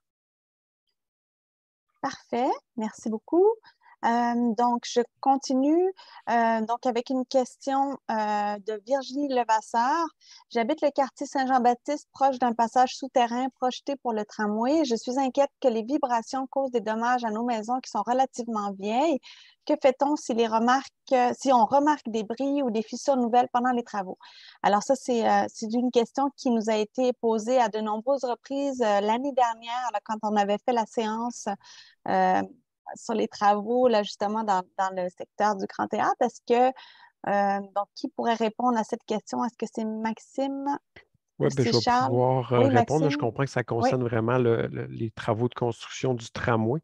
Donc, c'est important de comprendre, là, c'est que la méthode qui va être retenue pour la construction du tunnel du tramway n'est pas déterminée à ce jour. C'est vraiment le partenaire privé infrastructure qui va venir retenir une méthode de construction ou une combinaison de méthodes. Donc, pour la construction du tunnel du tramway, là, il y a différentes méthodes qui sont possibles. Chaque méthode présente là, disons, des avantages puis des défis qui lui sont propres, là. Donc, ce ne sont pas toutes les méthodes là, qui impliquent la même notion là, de vibration, par exemple, dans la question ici. Puis, dans le cadre justement de la présentation qu'on avait réalisée, si je ne me trompe pas, à la fin mai l'année dernière, je pense que c'est un document qui vaut la peine d'aller voir. On présentait justement les différentes méthodes de construction possibles, un peu les particularités de chaque méthode, comment ça se mettait en place, puis quelles mesures étaient prises pour venir assurer l'intégrité des bâtiments, comment tout ça était documenté aussi en période de réalisation. Donc, considérant que c'est un peu à l'écart, puis on a moins d'éléments visuels, je pense que ça serait vraiment intéressant de vous référer à cette documentation-là, là, qui était vraiment très, très détaillée là, au niveau des travaux de construction du tunnel, autant au niveau du tunnel que des stations souterraines. Parfait. Puis on va essayer de vous retrouver le lien là, de la séance de l'année passée puis de vous le transmettre dans le fil de discussion. OK, donc on poursuit. Daniel, est-ce que tu veux prendre le relais? Oui, Est-ce je que peux tu es prendre prêt? Oui. le relais. J'ai vu un ou deux questions, je n'ai pas réussi à retracer chacun, mais on a notamment Louise Linteau-Turgeon qui a des travaux de toiture qui sont prévus sur des érables. Alors, elle se demandait si on pourrait les réaliser. On a aussi une autre personne, je crois, j'ai oublié le nom, là, mais le principe reste le même, là, qu'il y a des travaux de fondation à faire. Donc, timing des travaux personnels sur nos immeubles versus les chantiers. Est-ce qu'il y a moyen de se coordonner? C'est quoi la procédure peut-être pour savoir quand réaliser nos travaux? Oui, c'est une question qu'on se fait souvent se poser ça au niveau de nos travaux préparatoires. Tout dépend évidemment à savoir est-ce que la possibilité d'utiliser les excavations qui sont faites pour les travaux RTU. Là, j'ai compris qu'on parlait principalement de la revenue des érables et Fraser. Dans les cas de ces deux rues-là, on ne sera pas à proximité des bâtiments. Donc, c'est certain que je ne pense pas qu'il va y avoir possibilité de pouvoir essayer de combiner des travaux au niveau des fondations des maisons. Si c'était ça la question, je sais pas si je l'ai bien compris. Oui, mais je pense que c'était peut-être aussi des contraintes pour accéder à l'immeuble si on a des entrepreneurs qui viennent travailler. Donc, très bien. Ça, c'est certain qu'il faut connaître évidemment l'horaire de nos entrepreneurs qui sont encore inconnus, mais aussi après ça, une fois que les horaires vont être partagés aux citoyens dans le secteur qui vont être affectés au niveau des travaux, c'est là qu'il va y avoir des points de contact qui vont être donnés à chacun des résidents au niveau des directions citoyennes, qui eux autres vont pouvoir faire remonter l'information au niveau de l'équipe de chantier. Donc, rendu là, à ce moment-là, on va pouvoir se coordonner aux besoins si c'est nécessaire. Très bien. Puis dans la même logique, est-ce que les travaux seront arrêtés durant la période de la construction? C'est Laurence Buffet qui posait la question. En général, oui, pour la deuxième semaine. La première semaine, c'est toujours particulier. Il y a certains entrepreneurs qui aiment ça, utiliser la première semaine de la construction pour pouvoir prendre un peu d'avance. Il y en a d'autres qui arrêtent, donc ça peut être variable. Mais en général, s'il y a des opérations qui se déroulent dans la première semaine de la construction, c'est toujours beaucoup au ralenti. Mais la deuxième, c'est très rare que les entrepreneurs veulent faire des travaux pendant la deuxième semaine. Parfait. Merci beaucoup. J'ai une question de Fabien Abitbol. Avec les travaux aux alentours du Grand Terrasse, autant que René Lévesque, prévoyez-vous des ralentissements ou de l'annulation du RTC? Vu qu'il y a également le STAC, donc Service de transport adapté, pour ne pas solliciter inutilement le STAC. Donc, est-ce qu'il y a des changements, des déplacements qui seront annulés? Est-ce que ça a également un impact sur le STAC? Donc, nous, de notre côté, le RTC, on ne prévoit aucune annulation de services dus aux travaux. Donc, on va s'adapter à la circulation, mais pour nous, l'impact des chantiers est relativement mineur là, sur le service. Donc, on va continuer là, comme d'habitude là, pour nos opérations.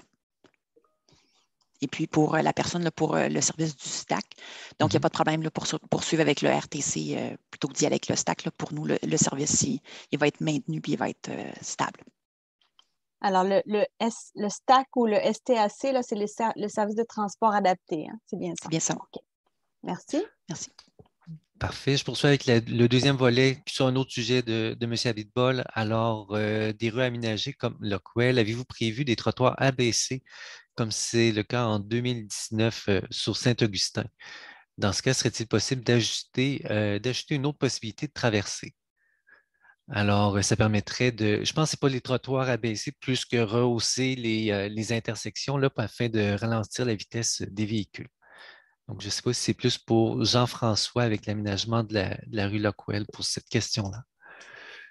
Quand on a fait l'analyse des besoins pour la rue Lockwell notamment, les vitesses, ce n'étaient pas des enjeux qui sont ressortis, là. Puis c'est sûr que du fait aussi qu'on va avoir l'aménagement cyclable avec le rétrécissement de la voie de circulation, la perception des automobilistes, les gonflements aux intersections, les gonflements en tronçons, de faire des intersections surélevées, c'était pas une solution qui a été avancée comme étant nécessaire. Puis il faut aussi se souvenir que si on regarde toutes les intersections, Clairefontaine, Lockwell, Saint-Gabriel, il va y avoir des gonflements à pratiquement toutes les intersections. Saint-Gabriel va être aménagé en rue partagée. Lockwell, Turnbull, il va y avoir des gonflements à pratiquement toutes les intersections. Donc, les intersections surélevées, ce n'étaient pas des solutions qui ont été rendues nécessaires dues à tous les autres aménagements qui vont être mis en place, là. Très bien. Et je pense que ce que M. Abitbol voulait aussi souligner, c'est que ces intersections surélevées, pour une personne à mobilité réduite, des fois, c'est plus simple de traverser vu que la chaussée est à la même hauteur. Donc, je tenais à le rappeler que c'était un peu la raison derrière cette question. Oui, ben, sinon, je sais que pour surtout Saint-Gabriel, là, mais pour la majorité des projets, la table d'accessibilité universelle des projets leur ont été présentés, là, à tout le moins pour Saint-Gabriel-des-Oeuvres, et donc pour l'intersection Saint-Gabriel-Clairefontaine-Lockwell. Peut-être en complément à la réponse à Jean-François, rehausser un carrefour dans une rue qui est en pente, ça pose des défis techniques importants parce que ça présume que dans la partie en aval, donc une fois qu'on a passé là, le rehaussement, ça plonge de façon importante. Donc, généralement, dans des côtes comme Clairefontaine, entre autres, ce genre d'intervention-là, on ne peut pas les faire pour des raisons de sécurité. Très bien. Merci beaucoup. On a une question de Agathe Légaré qui souligne qu'on n'a pas mentionné le chantier de la rue Bernière. Donc, est-ce qu'on a quelqu'un qui souhaite répondre à cette question? Juste, Daniel, je peux préciser Oui. que, parce qu'il y a eu d'autres questions qui ont été posées aussi, auxquelles on a répondu par écrit. Donc, Oui. juste vous informer, le chantier de la rue de Bernière a fait l'objet d'une séance d'information publique à part le 20 mars dernier. Donc, on peut vous faire suivre le lien pour consulter l'enregistrement de la séance. Je le partage à l'instant, justement. Merci. Ah, parfait. Désolé. Marie, avais-tu une question pour poursuivre? Oui, je peux continuer. Donc, on va aller dans des questions en lien avec le stationnement. Donc, pour M. Desrivières, probablement. Alors, François Deschamps nous demande qu'allez-vous faire avec le stationnement pour les résidents? Comment allez-vous alléger la pression avec les tickets de stationnement et tous les inconvénients occasionnés? Et puis, Claude Fortin nous demande où sera localisé le stationnement durant les travaux sur Lockwell. Alors, j'expliquais tout à l'heure que on va chercher à relocaliser les espaces de stationnement, entre autres sur la rue Clairefontaine. On pourrait procéder au retrait des bornes de stationnement. On pourrait faire la même chose du côté du boulevard René-Lévesque, de façon à ce que les espaces puissent être accessibles aux détenteurs de permis de stationnement. Quand la solution sur rue n'est pas suffisante, on conclut des ententes avec des propriétaires de stationnement. Pensons là au 150 René-Lévesque et également aux gens du 200 chemin Sainte-Foy avec qui on a des discussions actuellement là-dessus. Quant à la question de M. Deschamps, évidemment, les agents de stationnement doivent ajuster leur protocole de surveillance en fonction des chantiers. Mais ça ne veut pas dire qu'une zone de stationnement interdite, qu'on va être tolérant dans cette zone-là. Souvent, si le stationnement est interdit, ça peut être pour des raisons de sécurité. Et dans ce contexte-là, ben, le motif de sécurité demeure valide durant la période des travaux. Et c'est aussi important, si les espaces sont réservés à un groupe d'usagers, je pense à des résidents, que les espaces soient occupés par les résidents. Donc, on ajuste notre protocole de surveillance et on essaie de mettre à la disposition des résidents tous les espaces dont ils ont besoin pour rencontrer leurs besoins quotidiens. Si je peux me permettre juste un petit ajout, Marie. Il faut m'excuser, mon collègue qui est chargé de projet du projet Lockwell Saint-Gabriel pour les travaux a un enjeu de santé. Il n'a pas pu être là ce soir, mais il m'avait partagé que notamment pour les 3 gros stationnements des projets Sainte-Claire et Lockwell, ce qui est prévu d'être mis dans les clauses pour l'entrepreneur, c'est que ces grands stationnements-là devront rester accessibles pendant toute la période des travaux. Donc, ça va être dans les exigences. C'est sûr qu'il peut y avoir des moments, des 24 heures où est-ce que ça va être un peu plus complexe, mais de prime abord, la volonté de la Ville, c'est que ces stationnements-là restent accessibles pendant toute la période des travaux. Parfait, merci beaucoup. Donc, on poursuit avec une question de Nathalie Moisan. Lors des travaux sur des érables l'été dernier, un arbre mature a été coupé alors que c'était écrit qu'il devait être préservé. Les contracteurs ont-ils des conséquences s'ils coupent des arbres inutilement? Donc, Étienne? Oui, ben, je présume, dans le fond, là, avec le terme contracteur, c'est probablement une construction sur une propriété privée, soit un immeuble ou un agrandissement. Dans ce volet-là, c'est géré par la gestion du territoire puis les inspecteurs en bâtiment. Mais oui, il y a des conséquences, ça peut être de la plantation. C'est vraiment à voir en fonction du plan d'aménagement, les permis de construction et compagnie. Ne faisant pas partie de ce service-là, je ne peux pas élaborer plus sur le sujet. Si c'était des travaux villes, que je n'ai pas souvenir que la ville a fait des travaux sur des érables, mais c'est arrivé dans d'autres secteurs là, où il y a eu des abattages qui ont dû être faits sur des arbres qui étaient prévus de conserver. Dans le fond, il n'y a pas de conséquences à l'entrepreneur dans la mesure où la ville elle va replanter des arbres et elle va rétablir la canopée dans le cadre du projet. Puis l'attitude de la ville dans la protection des arbres sur les chantiers, c'est souvent, il y a des arbres qu'on sait qui vont subir des impacts majeurs, mais on décide quand même de les conserver. Puis la décision va être repoussée lors du chantier de construction si l'arbre est réellement conservable en fonction des excavations qui doivent être faites. C'est sûr que quand on excave à proximité d'un arbre, on peut se rendre compte finalement que la proportion du système racinaire qui va être impactée est beaucoup plus importante que prévu. Puis ça peut amener des enjeux de stabilité de l'arbre. La ville décide à ce moment-là de procéder à l'abattage de l'arbre malgré le fait qu'il était prévu de conserver en amont. Dans le cadre du projet de tramway, ben, il y a vraiment il y a des amendes, puis il y a beaucoup de suivi qui va être fait par la ville. C'est pas vraiment des amendes, c'est plus des points de non-performance. Mais la pénalité association est quand même vraiment importante, qui surpasse la valeur monétaire de l'arbre. Parfait, merci beaucoup. Puis dans le doute, là, si vous constatez là, Si vous avez des questionnements sur un abattage d'arbres sur un terrain privé, vous pouvez toujours composer le 3-1 pour vérifier qu'il y a bien un permis d'abattage. Puis à ce moment-là, la Ville peut faire le suivi avec un inspecteur de la gestion du territoire, justement.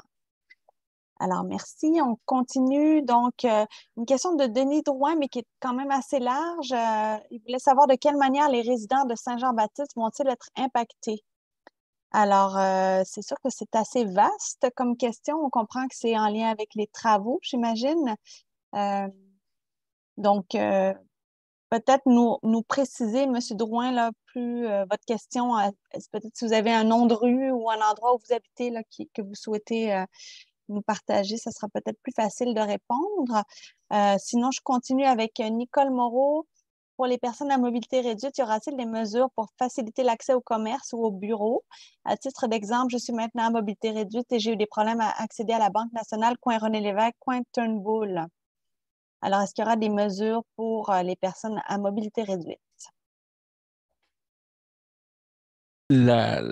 L'accès à une propriété privée. Donc, l'accès du trottoir vers une propriété privée, c'est la responsabilité du propriétaire, ce n'est pas la responsabilité de la Ville. La Ville a la responsabilité de mettre en place un trottoir, un cheminement piétonnier confortable et sécuritaire.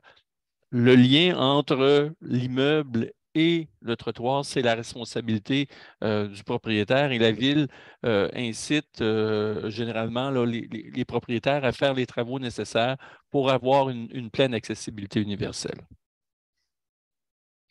Merci. Donc, j'invite Daniel à poursuivre pour la suite des questions. Oui, on a une question. On est encore dans le stationnement un petit peu. Là, on a Lucie Mingui qui posait la question. Vous parlez de déplacer le stationnement hors rue privée. Qu'arrive-t-il pour un véhicule électrique? Pourriez-vous fournir une borne de recharge? Je comprends que c'est durant le temps des travaux, on s'entend. C'est une excellente question et je vous dirais, on n'a pas la réponse à ça actuellement. Là. On a vécu la même problématique dans Saint-Roch l'an dernier et on est à la recherche de la bonne solution. Ce sera important que la résidente fasse connaître cette problématique, sa problématique aux gens du service de l'interaction citoyenne pour que ce soit pris en considération dans le cadre du projet de relocalisation. Très bien. Puis encore un peu dans la même logique avec Mme Nicole Moreau, le stationnement communautaire sur Salaberry, appelé Aberdeen, en raison de la proximité d'Aberdeen, sera-t-il accessible cet été? Il faudrait peut-être préciser de quel stationnement il est question. Est-ce qu'on fait référence au stationnement du Saint-Patrick?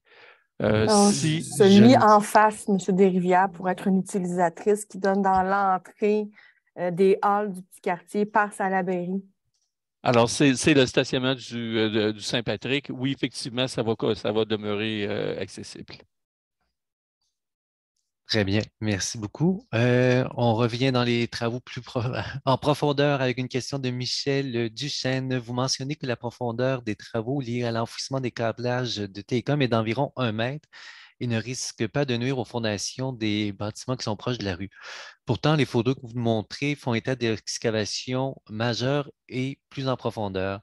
Alors, à quoi doit-on s'attendre exactement pour Crémazie-Ouest? Donc, on comprend que M. Duchesne est du secteur Crémazie-Ouest. Alors, à quel type de profondeur ou d'intervention on peut s'attendre dans le secteur? En général, quand je parlais d'1 mètre, c'est un couvert d'1 mètre. Donc, ça veut dire que les câbles puis les massifs bétonnés sont en dessous d'1 mètre. Donc, c'est pour ça que je parlais d'à peu près 2 mètres d'excavation au plus profond. Les photos qu'on avait vues, c'était sur des grandes artères. Il y avait une des photos même qu'on était rendu en dessous des conduites d'égouts et d'aqueducs de la ville. Ce ne sera pas le cas au niveau de la rue Crémazie. Vous pouvez en être certain. On ne sera pas à 5 ou 6 mètres de profondeur à côté des bâtiments.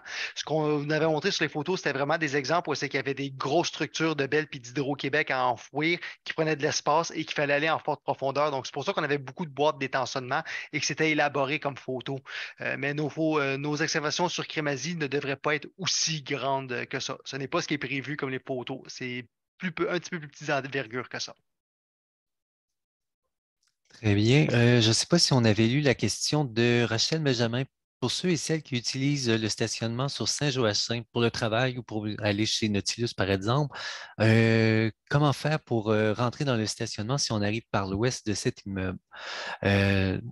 Donc, OK, comment l'accès finalement à ce stationnement? Comment est-ce qu'on va pouvoir poursuivre Alors, les à ce travaux? moment-là, le stationnement va être accessible par l'avenue Honoré-Mercier. Donc, on peut, venant de l'ouest, on pourrait arriver par la rue Saint-Jean, tourner à droite sur Honoré-Mercier et retourner à droite sur la rue Saint-Joachim.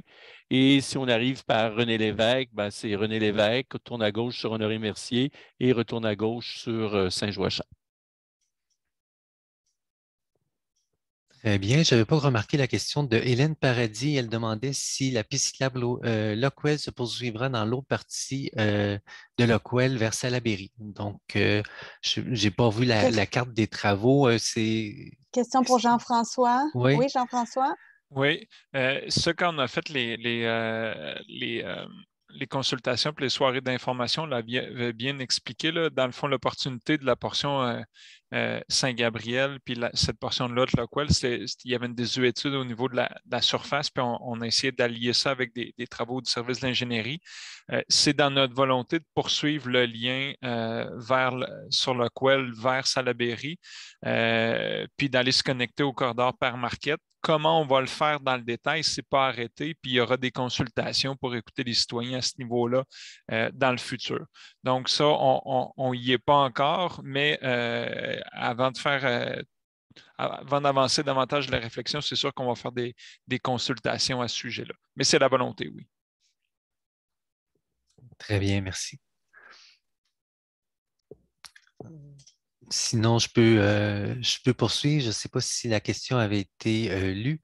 Est-ce qu'il y a des interventions qui sont prévues dans la ruelle entre la rue Fraser et le boulevard René-Lévesque, autrement dit, des Érables jusqu'à Moncton, il mentionne.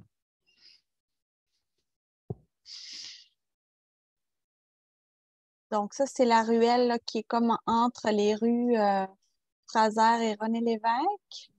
Oui. Est-ce que c'est prévu des travaux dans ce secteur-là? Pas trop sûr de placer la ruelle, mais si on posait la question avec les réseaux techniques urbains, non, il n'y a pas de travaux dans la ruelle en tant que telle. Parfait. Là, Sinon, j'imagine on est aussi que plus à l'ouest aussi, hein? C'est OK. entre Désérable et Moncton, donc je pense que ça ne fait pas partie là, des travaux qu'on présente ce soir. Hein, OK. donc, peut-être pas cette année. ouais, OK. c'est ça. OK, parfait. Tu me dis, Daniel, si tu veux que je poursuive. Je poursuis avec peut-être plus un commentaire alors par rapport au segment de la rue Crémazie sur la carte interactive où les citoyens pouvaient indiquer les lieux à améliorer, notamment l'installation de pistes cyclables sur Crémazie avait été recommandée par plusieurs personnes. Pourrait-on profiter des travaux pour faire un lien cyclable sur celui-ci?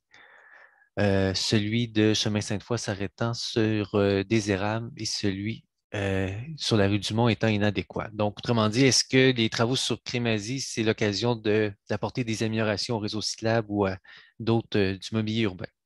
Alors, je pense que la personne fait référence aussi aux consultations qu'on a tenues sur la vision de la mobilité active, là, où on invitait les gens à ça doit être justement effectivement cette placer carte-là. des commentaires là, sur la carte interactive.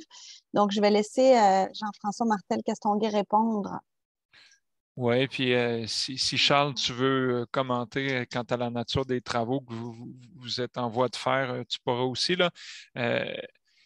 C'est pas la même nature. Là. Crémazie, ça va être à réfléchir quelle sera la forme si c'est En fait, bon, je vais partir du début. Quand on va vouloir relier Lockwell avec Père Marquette, il y a différentes options qui sont en réflexion. Est-ce que ce sera une option ou est-ce qu'on va rester sur Père Marquette puis qu'on va connecter potentiellement via la ruelle qui est à côté du centre Frédéric-Bach vers la rue Lockwell puis poursuivre comme ça?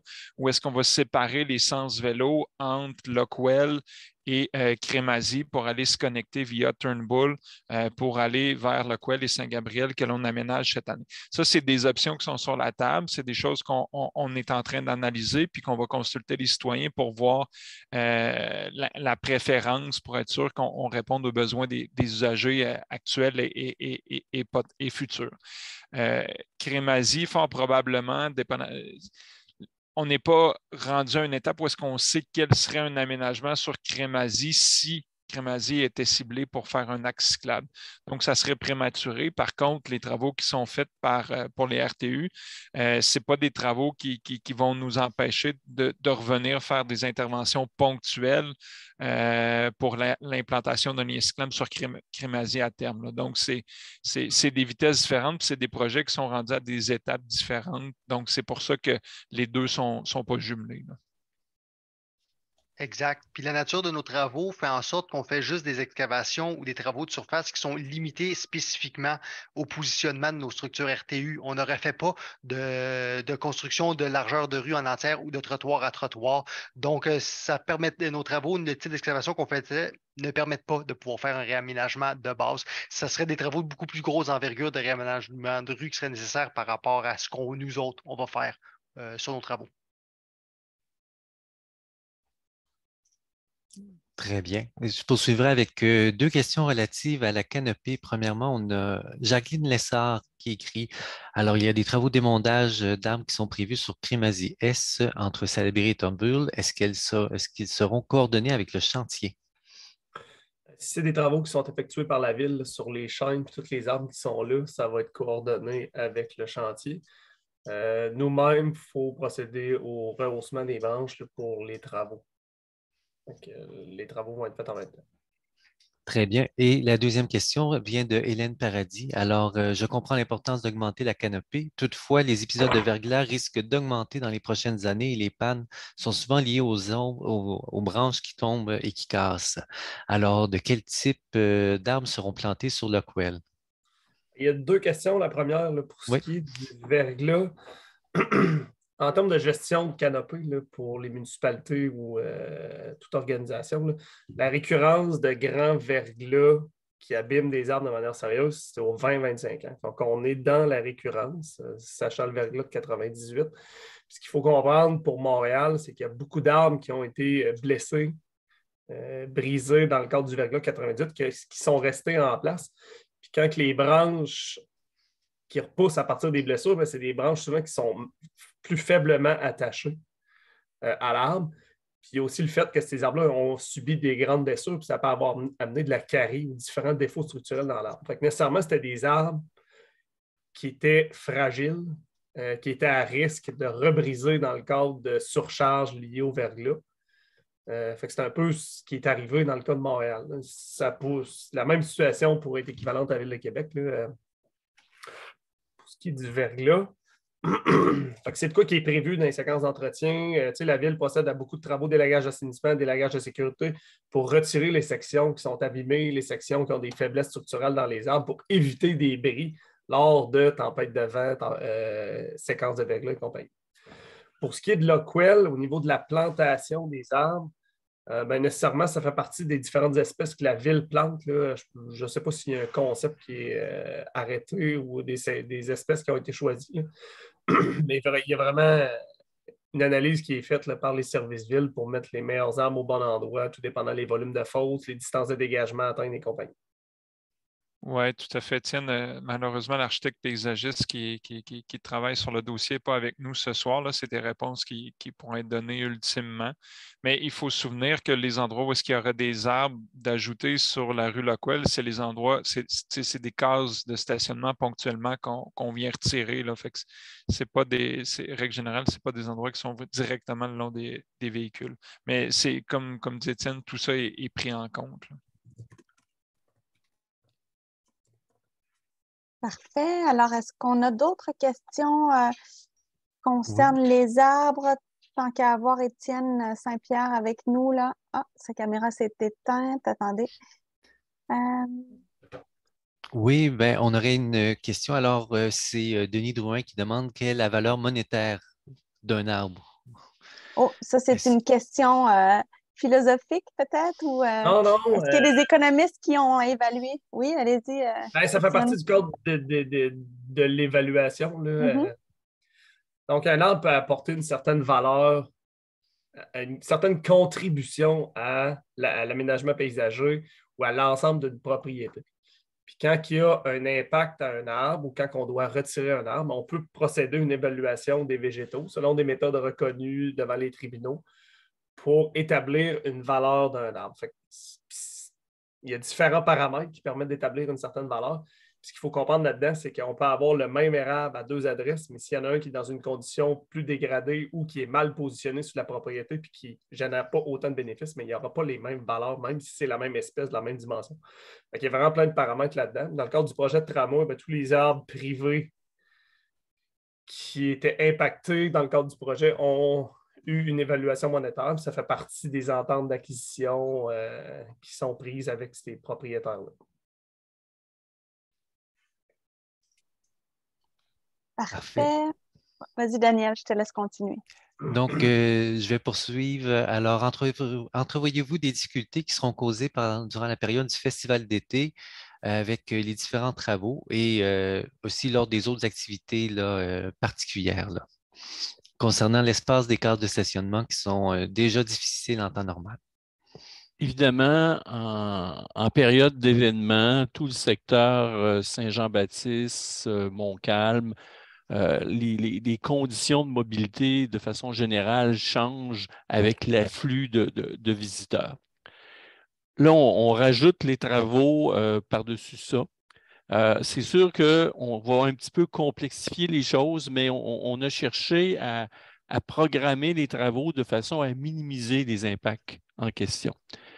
Quant au stationnement, lors des événements, ben, vous savez, dans le passé, c'est arrivé où on a modifié ponctuellement la réglementation à certains endroits pour favoriser davantage le stationnement des résidents et éviter que les gens qui fréquentent le festival d'été occupent les quartiers. Alors, ça fera encore une fois cette année là, partie des mesures qu'on va considérer et possiblement appliquer. Parfait, merci beaucoup.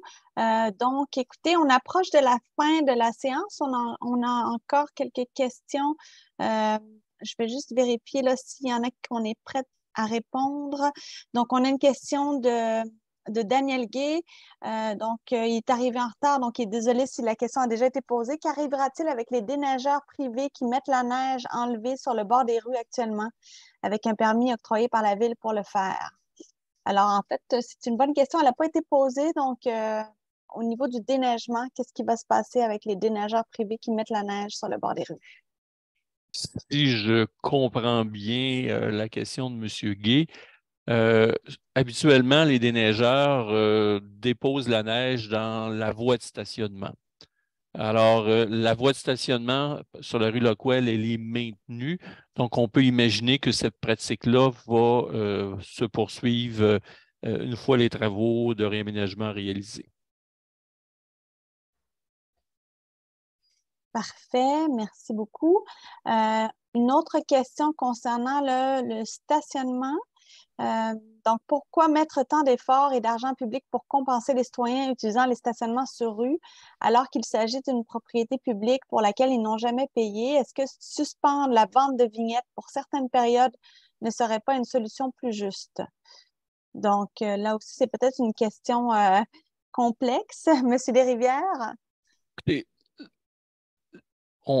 les zones de permis de stationnement ont été implantées pour répondre à un besoin. Il y a des résidents qui n'ont pas accès à un espace de stationnement aux rues et qui ont une voiture et qui, en journée, ne l'utilisent pas parce qu'ils prennent le transport en commun ou ils travaillent à la maison.